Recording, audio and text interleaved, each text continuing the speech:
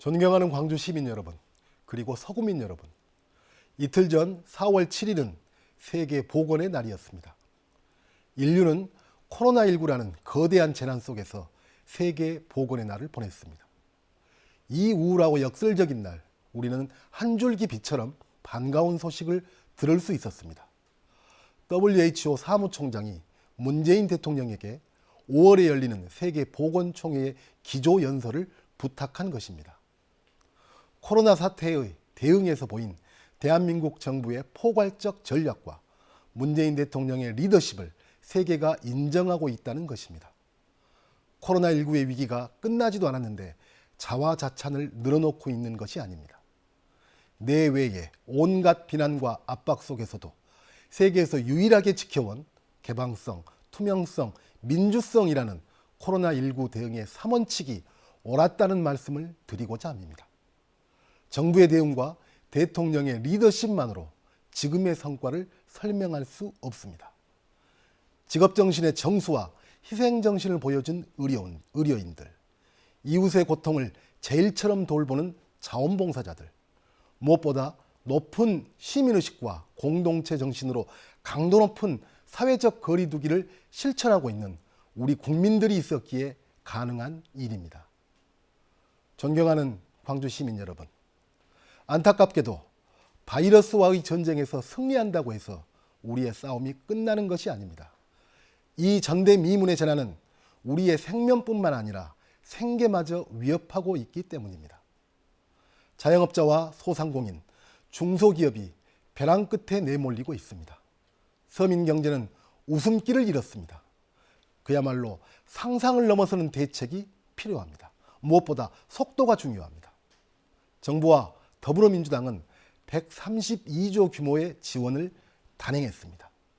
소득 하위 70% 대상 긴급 재난지원금은 저희 더불어민주당의 제안에 따라 전 국민에게 지급하는 것을 검토하고 있습니다. 광주시도 2,400억 원 규모의 지원책과 6조 원 규모의 지역 상품권 발행을 실시하고 있습니다. 엄중한 책임감으로 가장 빠르고 강력하게 경기 회복의 시기를 앞당기겠습니다. 어떤 위기에도 흔들림 없이 국민을 지키겠습니다. 광주 시민 여러분, 서구갑 유권자 여러분, 올해 2월 24일은 저에게 뜻깊은 날이었습니다. 바로 광천터미널 지하도 엘리베이터 공사가 시작된 날이었습니다. 제가 국회의원이 되어 처음으로 접한 민원이 광천터미널 엘리베이터 설치였고, 제가 중앙정부로부터 가져온 첫 국비가 바로 이 사업의 예산이었습니다. 무려 27년간 대물림되어온 광주의 수건사업이었지만 누구도 해결의 실마리조차 찾지 못한 사업이었습니다. 자세히 들여다보니 역시나 많은 난관을 넘어야 하는 어려운 문제였습니다. 그러나 저는 피하지 않고 정면으로 맞섰습니다. 대안을 찾기 위해 끈질기게 노력했습니다. 관련 전문가들과 머리를 맞대고 지방정부를 다그치며 중앙정부를 설득해 끝내 해결했습니다. 존경하는 광주 시민 여러분, 지난 4월 3일도 저에게는 의미 있는 날이었습니다. 교육부로부터 학교법인 한전공대의 설립이 승인된 날이었기 때문입니다. 한전공대 설립 주장은 국회의원이 되고 난 후 저의 첫 목소리였습니다. 2022년 개교를 목표로 하는 한전공대 설립은 문재인 대통령의 공약이었고 핵심 국정과제이기도 했습니다. 그럼에도 불구하고 재작년 여름까지만 해도 한전공대 설립을 위한 어떤 움직임도 없었습니다. 이것을 지적하거나 우려하는 어떤 목소리도 없었습니다.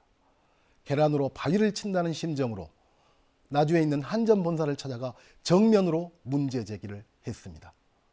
대한민국 에너지 신산업의 100년 대계를 위해 광주 전남 에너지 산업 발전을 위해 약속대로 한전공대를 설립하라. 비록 혼자라 할지라도 허허벌판 광야에서라도 옳다고 생각하면 외치는 용기가 정치계는 필요하다고 생각합니다. 국가와 지역의 미래가 달린 정책을 실현하기 위해서는 그 의미와 비전을 설득하고 확산시키는 정치력을 발휘해야 한다고 생각했습니다. 언론이 대서특필했고 지역 여론이 들끓기 시작했습니다. 한국전력을 압박하고 지방정부를 끌어들였습니다. 산업부와 교육부 장관을 설득했고 청와대를 동원했습니다. 마침내 한전공대 설립이 결정됐습니다. 계란으로 바위를 쳤는데 바위가 갈라진 것입니다. 존경하는 광주 시민 여러분, 서구민 여러분, 시민들의 첫 목소리, 국회의원으로서 첫 사업, 첫 주장, 그 초심을 잊지 않겠습니다. 2년 전 광주 시민들께 일하고 싶습니다라고 간곡히 호소했던 그 절실함도 결코 잊지 않겠습니다.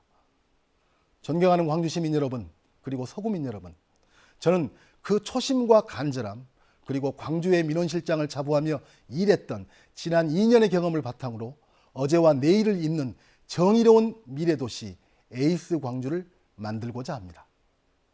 에이스 광주는 AI와 컬처, 문화, 에너지라는 광주의 미래 비전을 의미합니다. AI 인공지능 중심 도시 광주의 미래를 준비하겠습니다. 광주 AI 산업을 1조 원 규모로 확대하고 관련 특별법을 제정하겠습니다. AI 중심의 비즈니스 생태계를 구축하고 지역의 유망 기업을 글로벌 기업으로 육성하겠습니다. 사람이 모이고 활기가 넘치는 문화관광도시 광주를 만들겠습니다. 국립아시아문화전당 주변 투자진흥지구를 확대하고 관광 코스를 개발하겠습니다. 문재인 대통령의 공약인 한국문화기술연구원을 광주에 유치하겠습니다. 광주를 글로벌 에너지 허브 도시로 만들겠습니다. 에너지밸리 산업단지 2단계 사업을 추진하고 에너지 사업 규제 자유특구를 지정하겠습니다. 5.18 민주화운동 40주년인 올해는 어제와 내일을 잇는 정의로운 도시 광주의 새로운 원년이 되어야 합니다. 5.18 역사를 바로 세우고 광주 정신의 세계화를 이루겠습니다. 5.18 역사 왜곡 처벌 특별법을 제정하고 5.18 정신을 대한민국 헌법 전문에 수록해서 자랑스러운 역사로 만들겠습니다. 국립 국가폭력 트라우마 치유센터를 광주에 유치하겠습니다. 에이스 광주와 함께 청년 창업 중심 서구를 만들겠습니다.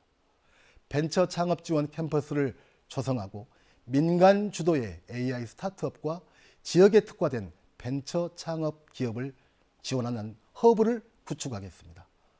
창업과 투자가 선순환되는 서구, 양질의 일자리가 창출되는 서구, 청년 창업가들이 경제에 활력을 불어넣는 서구를 만들겠습니다. 광주 시민 여러분, 서구갑 유권자 여러분, 우리 국민은 역사적으로 수많은 위기와 고난을 겪었습니다. 그렇지만 결코 주저앉지 않았고 끝내 이겨냈습니다. 바람이 거셀수록 더욱 굳게 손을 맞잡았습니다. 이것이 우리 국민의 저력입니다. 이번에도 함께 이겨낼 수 있습니다. 더불어민주당은 이 전례 없는 위기 앞에서 오직 국민만 바라보고 앞으로 나아가겠습니다.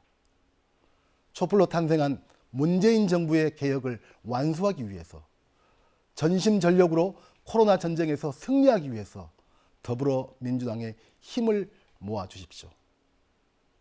초심을 잃지 않겠습니다.